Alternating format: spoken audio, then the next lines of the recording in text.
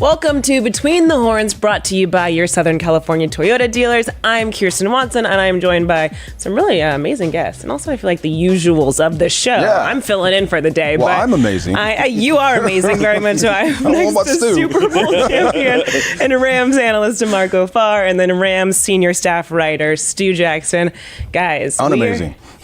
No, okay, fair. He's great. He's awesome. Yeah, go ahead. We're coming off of, look, we had the bye week, then it was week 11, a huge win to just set the tone for the back half of this season against the Seahawks. We've got a lot on our schedule today. We're going to get into just the latest on Cooper Kupp's status heading into week 12. We're going to talk about AD and the defense. That was lights out in week 11. The Rams getting back Kyren Williams, hopefully, this weekend in Arizona. He's going to be a huge impact. And then what we're going to be thankful for this season, because coming up is Thanksgiving. So it's the holidays officially. It's kind of crazy to think that we're actually here. But let's now go back first to this past weekend at SoFi Stadium, a fourth quarter comeback, Matthew Stafford. It seemed like, he took a big hit from the Seahawks defense. I think it kind of sucked the life out of everyone. We were all in there extremely nervous. For him to come back out, just showing, look, we know he's QB1. We know who he is. He wants this team to win. And for him to come back and lead that fourth quarter drive, when you kind of look back on those plays, what were you seeing from him? Sucked all the wind out of us. How do you think he felt? Oh, my God. No, literally. That was a heck of a shot. It was a little flea flicker deal, and the timing got thrown off because of Bobby Wagner, and somebody got free, and he stepped into it. I mean, he is an absolute stud of a quarterback. He is a competitor. He's a guy that's not afraid to take a shot like that to make a play. Now, it was picked, but I'll give him credit, man. That shot should have put him out. And he rolled over, got up, went to the sideline, stitched himself together, and came right back out. So, I mean, I was asking players about him before the game. Tell me something about Matthew Stafford. And to a man, they all said, look, he is just a throwback. He is an old school quarterback. He's able to play through some stuff, and he'll teach young guys this is what it means to be tough in the National Football League. So that's the inspiring stuff. So that was pregame. Then you see him take a hit like that and come back and win. Oh, my God. Just awesome. Awesome. I thought it was really telling, too, when, talking to players in the locker room. Puka especially, Rams wide receiver Puka Nacua, he said that kind of caused them to maybe, tighten their cleats a little bit and buckle in a little bit more, because they're like, we obviously can't be having that as far as, our quarterback getting hit like that. And so it galvanized the offense in a way. And, Rams head coach Sean McVay kind of joked that maybe they need to punch Stafford in the gut before every game just to get that. I wouldn't suggest Please that. Don't. I'm obviously joking. But I understand what he means. Yes. Yeah, exactly. But it was, however way you look at it, I mean, it just like McVay said, just added to his legacy and reputation. And I actually went back, and assuming my math is still correct, after he took that hit, he was 7 for 11 for 111 of his 190 passing yards. Crazy. So Absolutely crazy. And he finished, I think, 20 I want to say it was 20 of 31. I don't know the exact numbers off the top of my head, but basically his completion percentage after that was actually better than what it was before the hit, which is kind of wild. I wish I could explain it, man. Seeing your quarterback get splattered like that and then get up, it gets you a lift. It gives you a lift as a team. Now, imagine what happened with Seattle when their quarterback goes down and you put the backup in. You get deflated. So it's just awesome. But after that game, I still feel like we walked away like we robbed a bank. I still can't like we won. The Rams won that game. Yeah. It was unbelievable. Wow, you got the W. That was awesome. But like we always say, winning, great deodorant. Covers up a lot of stink. Yeah, but I mean, also when you think about that win, it kind of felt like they needed that in that moment. You're fresh off of the bye week. You have guys who are healthy, making their way back. There's still spots to be taken in the NFC playoff picture. So it's kind of like, how important was this win? Not only to really set the tone of this back half of the season. You're about to be, like I said, it's about to be Thanksgiving. And when you look at December football, that's the most important time to get those wins. So when you can set the tone now, how important was that win for this team? Mathematically, very important. Sweeping Seattle, ultra important. But just getting the W, getting that stink off of you. I mean, coming back from Green Bay, going into the bye, that was kind of, I don't want to say depressing. I don't want to make light of depressing, but it's bad when you lose in the National Football League. You got to carry it for a week. Now carry it for 2 weeks. So to get that victory, to go into that locker room, and you heard it. You guys heard that locker room. It was upbeat. That was life. That will give you life for the next week. So I thought it was super important and huge for them to get that win versus Seattle. I would echo DeMarco's point too about that sweep being especially important. Who knows what happens the remainder of the season? But if you have that as a tiebreaker and a leg up over the Seahawks, and it gets to, a really critical juncture, maybe with a wild card berth on the line, Yep. That's something that you've got in your back pocket in your favor. Yeah, now the Seahawks are a game back behind the 49ers, so we always love that Take as that, well. Let's now hit on just the defense, the defensive performance we saw against the Seahawks, because they created the momentum in that game. What kind of impact did they just have, and how impressive was the defense, especially in the second half of that game? Raheem Morris and his staff has got them going. They're a bunch of youngsters at a bunch of new spots, and he's got them playing like gangbusters. There's like 8 or 9 plays I wanted to send to Stu, because I don't have your contact, but Stu, in the middle of the night. Seriously, just watching these guys get off blocks, like guys like Jonah Williams, who went from slug to thug. I mean, he is an absolute problem now in the middle. Like, you have to account for him, not just a guy that's filling in a spot. Bobby Brown coming back, trying to prove he was the guy before he got hurt, right? And then Kobe Turner coming in and saying, look, no, I'm that guy. All these guys are making plays. They're playing hard. They're constricting holes. They're getting off blocks. They're making plays. This defense, dare I say, couldn't be playing better. You could always play better. But as far as the intensity, running to the football, all the intangible stuff, they're absolutely doing that in gangbusters. I like how you mentioned the playmakers right there, because one thing that I wanted to bring up was the play of Darion Kendrick, especially. For somebody who had a role change and was on the bench for a little bit, and then obviously put into a starting role because Kobe Durant didn't play, to come up with that huge interception that helped set up what ended up being the game-winning field goal. Feel like we got to give props to him for being ready, or I guess staying ready, so that when that moment came, he was able to take advantage, and it ended up being his first career interception too, which is also kind of cool. Nice pick. You could put him in detention in Green Bay. Yeah. Like, really, I'm serious. Like, really, like, you could see him on the sideline, like, man, I want to play so bad. So the next time I get an op, I'm going to make sure, and boom, he did it. Yeah. We've continued to see some of our younger guys step up. I think that was a perfect example. But even with the rookies, we've seen a lot from Puka Nacua this year. He's been having lights out rookie season. But when you have a situation where the Rams are without Cooper Kupp for the first 4 weeks due to a hamstring injury, he's dealing with a lower ankle injury at the moment. He came out in the second quarter, was out for the entire second half of the game. How are you continuing to see just these younger players step up and really kind of make their name, not only in this league, but really in this locker room? Puka is, I guess they knew in training camp when they said they're not going to play him in preseason, and you can see him in practice. They had a plan for him, right? So it was kind of like Christmas. You have to wait till the regular season to open that box and see what he can do. But he's so big. He's so physical. He wants it. I love the aw shucks attitude. Ah, shucks, I'm Puka, ah, shucks, all that stuff. But when he gets on the field, man, he turns into an absolute assassin out there, and I absolutely love it. When he catches those short passes, 5 or 12 yards out, and then he turns north and south, you have a decision to make as a corner or a safety coming up in there, really, because if he lines you up, he can drop you. Really, if you don't hit him right, you can hurt yourself. So, I mean, he is an absolute threat. Tutu Atwell, the same thing. I'm glad that I never want Cooper Kupp to get hurt, never, or miss time. But I'm glad it happened when it did, because they got the work with Matthew Stafford, and they got to develop that trust. So you can see that in games, especially when Cooper goes out. I've personally loved the progress that Byron Young's made at outside linebacker. I mean, you talk about having to make quick decisions. You see that speed off the edge. You're probably, picking things up a little bit and throwing that ball a little bit faster than you want to if you're a quarterback. So he's been tremendous from a pass rush standpoint, and someone who I think has continued to ascend. He's starting to get it, man. I mean, he's got speed. He's got otherworldly speed, right? Who out there can run a 4.3, right? Like on defense. Not many. I mean, not even some DBs can run that fast, but he's learning to keep himself active and keep those guys' hands off him so he can be active, run and pass, and just dart by guys. And in an obvious passing situation, when he gets in a track stance, yeah, man, if you miss your set, he's around you and up on your quarterback, yeah. So I got a fun one for you guys. Aaron Donald's got 5.5 sacks so far on the season. Byron Young's got 5. Who's going to have more to finish the season? You go. I still think it'll be Aaron, but it's a tough call because he does command a lot of attention, and that could also create some opportunities for Byron. But that is a good one, right? Funny, crazy. I think I would want Byron to be the leader, because if he's the leader in sacks coming off the edge, you're affecting quarterbacks. No, Aaron's going to get his. He's going to get his. Oh my God, he turned into a hockey enforcer. Right? What do hockey enforcers do? When your team is like flat, they go out and beat somebody up. So Aaron goes out and just flattens the quarterback.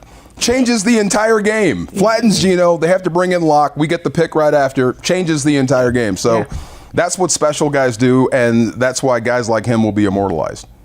I can't wait to see what happens. We're going to have to come back to this conversation at the end of the year. And you said Byron. No, you said Aaron. I said Byron. Yeah. You said Byron, you said Aaron. Okay, so now just looking ahead to Week 12, and we've got some injury updates. So, Stu, I'm going to have you kind of take the lead here. What are you hearing? I know we are waiting for some more updates, but what are you hearing so far? Yeah, I mean, primarily the biggest thing is going to be the return of Kyren Williams, which, anybody who saw him play against the Cardinals in Week 6 knows just exactly what he means to this offense and how important he is. So he had he ended up with, for those who don't remember, he had 158 rushing yards in that game, but only 4 of those were in the first half. So 154 came in the second half after the Rams made some adjustments and started giving him more opportunities. And so, I love his vision, and especially some of the jump cuts that he makes and the ways that he helps the offense stay on schedule. So that is going to be huge. And then Cooper, obviously, day-to-day with a lateral ankle sprain. That was what Rams head coach Sean McVay shared on Monday. So McVay also said the goal is for Kupp to play and that it's a real possibility. But at the same time, they want to monitor the functionality of Kupp's ankle just to make sure that everything is good there.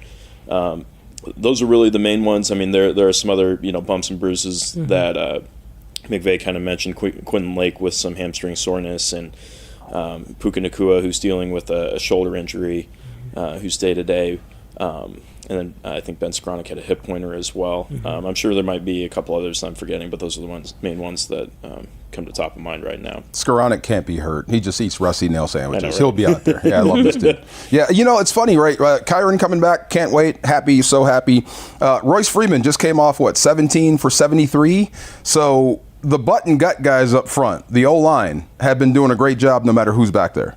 I mean, they have absolutely been opening up holes. That second half versus Arizona, they just went to work on that defense. So hopefully that travels.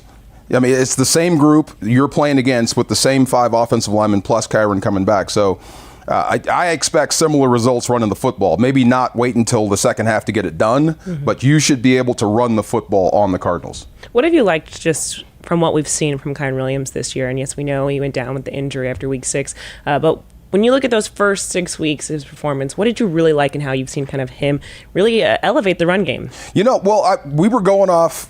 Well, I was going off what I was told, what his role was going to be. He was going to be a third down back, right? So I'm assuming the guy is a pass catcher. He can pick up some guys in pass protection, but that's how he's going to make his living. But when he became the guy and started taking carries, he is a lot more physical than I thought.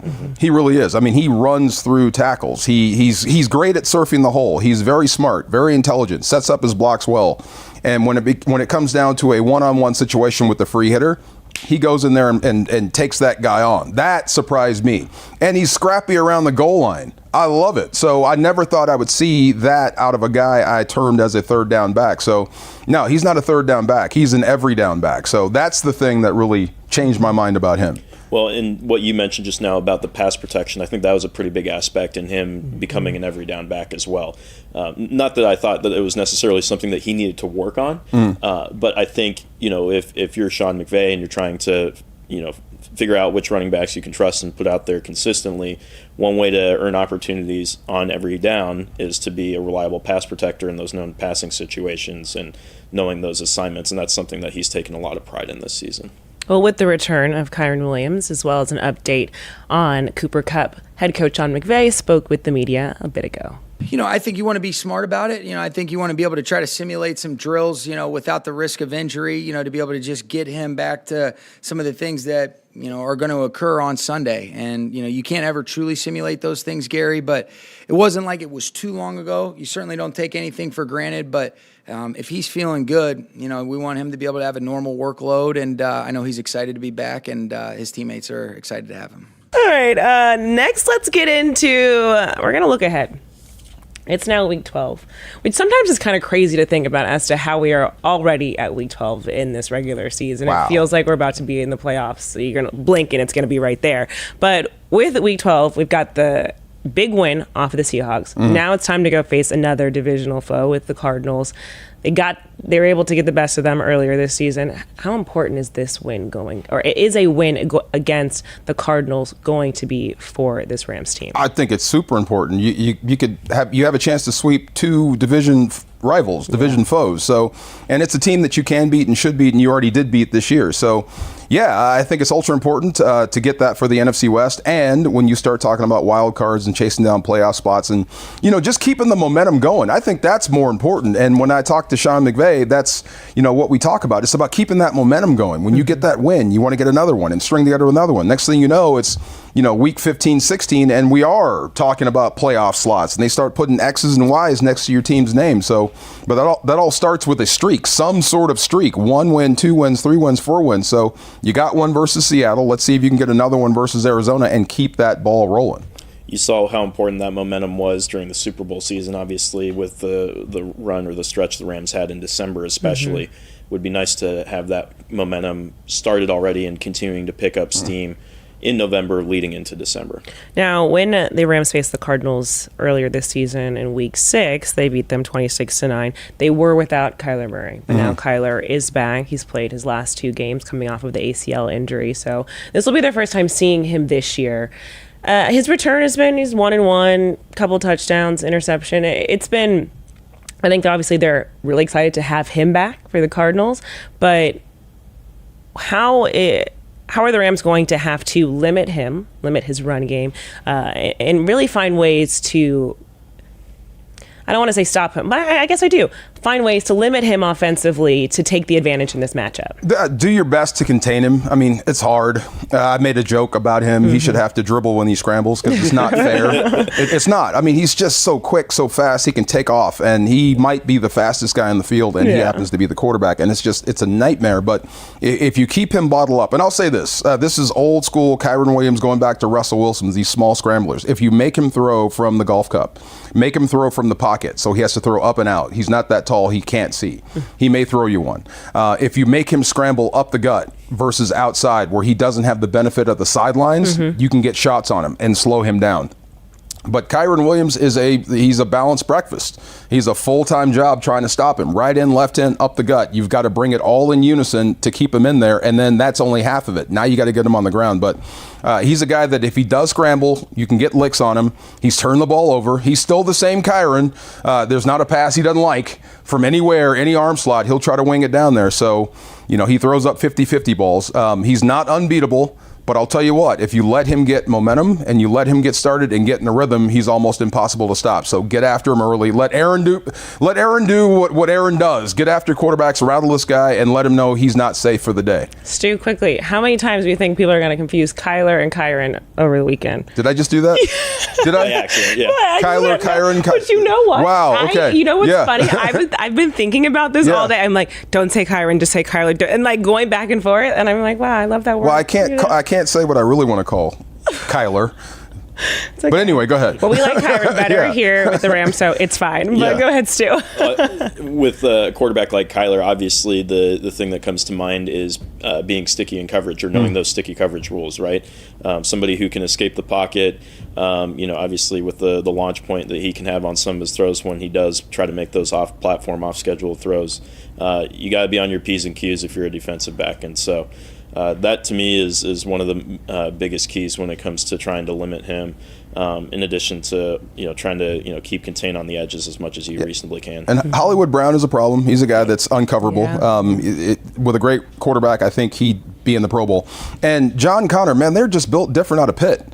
Another big, strong. I can't figure out if this guy is shifty or people are just diving out of his way when he runs the football because they don't want to hit him. I mean, he is just a big, muscular dude. So that's your first and foremost. You need to stop him first and then get after Kyler Murray, because if not, John Connor will just run you over and control the football game. Yeah. Well, yeah. And now you got me thinking about it. Yeah. It's okay. I got you on your toes. The other thing I was going to say too is, with both of those guys being back, I mean, this is a little bit different team than I think what the Rams saw in Week 6. Not purely based on both of them being available, but just the fact that at least the last couple of games that I've watched with Kyler being back there and also James Conner, like they've been a very competitive team. Like the last two teams they faced, like they have not been an easy out for the Texans or I believe it was the Falcons. So they're gonna be a pretty competitive and compelling matchup this weekend, despite what their record shows. Yeah, and it's going to be a matchup that's going to be coming after we've got some Thanksgiving games this week. We've got a lot of pie will be consumed, and so all the Rams fans, they're going to be stuffed. They're going to be ready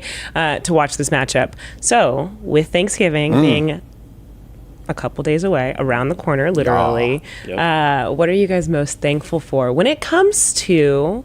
It could be this season with the Rams. It could just be the Rams as a whole. What are you most thankful for? Wow.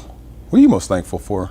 I'm thinking. A productive rookie class. I like that. Great draft, And that's not to say previous classes haven't been, and that's not a knock against them, just to be very, very clear. But, I mean, especially when, I think it was like right before the start of the regular season or in training camp, Sean McVay identified at least 4 of those guys right off the bat as being immediate contributors, whether that be starter or like core rotation player. I think if you went down the list, a lot of those guys have met or even exceeded expectations in some cases. And so, as we all know, in years past, it's been more of a redshirt year approach, if you will, as far as, the rookies that have been drafted, for the most part, waiting their time. Maybe it's taken an injury for somebody to, get in the mix. But this year they've thrown a lot of those guys right in some cases into starting roles, and they've handled it pretty well. So that's my pick. Man, health along the offensive line. Yeah. I think that's been the biggest difference. I was going to say both guards, Dotson and Avila, but that's part of the rookie class. Even with Puka Nacua and Byron Young and all the guys we just talked about, all the young guys making contributions, if Steven Avila and Kevin Dotson aren't playing like they're playing, you don't have much. You don't even have a quarterback. I mean, you're just getting mowed down. You don't have a chance to run the football. You don't have a chance to throw it. So, and most of that has been just because of the health of the offensive line. Alard Jackson in particular, and then Rob Havenstein working himself back into the lineup. Joe Noteboom. We said you have 6 starters for 5 spots, and that's how it's been. So the health along the offensive line, I think, has been huge for this football team, and it's made a difference. So I'm thankful for that. Yeah. What I'm thankful for? What? The bye week. Just because it allowed everyone to get healthy. It gave a moment for people to get back on track. I think it kind of came at the perfect time for the Rams to give them a reset before now going into this back half of the season. Now they've picked up the win against Seattle. Hopefully they're going to pick up the win in Arizona, and then they'll go from there. But it allowed them to get back into the win column, to get things back on track, to kind of shift gears, I think, just internally for everyone, and kind of create the good vibes, knowing that, like, okay, there is still an opportunity for them to pull off a wild card spot. If they can find, as you guys mentioned earlier, find a way to not, they've already swept the Seahawks, find a way now to sweep the Cardinals. That puts them in good standing. Okay, yes, it does seem like the 49ers might take the division, but look, things can change. There's still a lot of time. Also, the 49ers, I believe they have quite a challenging back half schedule for the season. So it just puts everyone, I think, in a really good spot now moving forward. So hopefully they'll continue to kind of pick up some wins here and be in a good spot to close out this regular season. But I think that's kind of, it's those moments just allowing you to reset. And, with young players, and you said you were thankful for the rookies, to have that break in the season just to kind of reset mentally and understand, like, look, you're now at the big league level. This is not in college anymore. Things look very different right now. So just giving them a moment to kind of be like, one, look at what the impact I've had on this club this year. And now I can kind of take a minute, take a step back and reset for now the most important time of the season. Oh, my God. Some of these rookies, plus preseason, right? What, 9 games plus preseason? Yeah. So that's the most you've ever played. Guess what? You've got 10 more. That's what I'm saying. So, sometimes you got to be thankful for the little things. Absolutely. And for me, it's a bye week. Even the interns, the people that work around the team. We got a long way to go. Yes. We ain't done yet. We got a lot more to do. Long way to go. So it's like, and there's still more football to be played, and there's something to be playing for. Oh, yeah. You want to find a way in to get that wild card spot, and so the time is now. No doubt. I just feel like, hey, we're going to be thankful for something. Amen. We're going to be thankful for the bye week. I'm thankful for Stu. Yes. My man. Yes, exactly. And saying Kyler. All right, now with Week 12 a couple days away, facing the Cardinals, I know we kind of hit on some of the keys to victory, but let's kind of go back to really dial in on what has got to be the focus for the Rams to get the win over the Cardinals. We'll start with you, Stu. I'll go back to containing Kyler again. I mean, again, he can make plays off schedule, make plays with his legs. Just got to find a way to limit his impact. And if you can do that, your chances of success on Sunday will obviously increase dramatically. I'm going off the reservation, man. I'm gonna let's do something we haven't done all year. Now, all that stuff's important. Corralling Kyler. See, you put it in my head now. Listen, no, Corralling Kyler. Absolutely. You're not gonna forget. Running the football, ultra important. But how about let's score on defense? Yeah, there's nothing against. There's no rule saying you can't score on defense. Let's pick one off the scoop one. Let's score on defense. And how about this? Let's block a kick. You had one blocked in Dallas, turned everything around. That was the craziest 5 minutes in Dallas, right? That just flipped the whole game upside down. Why not do it to them? Take it to them. Block a kick. There's no rule against it. I'm sure you're ready for one. So yeah, let's score on defense and let's make something big happen on special teams. I think that's a big key. Yeah, mine's going to be, let's do that early in the game. Let's get it going in the first half, really set the tone early and allow that to kind of just control the rest of it.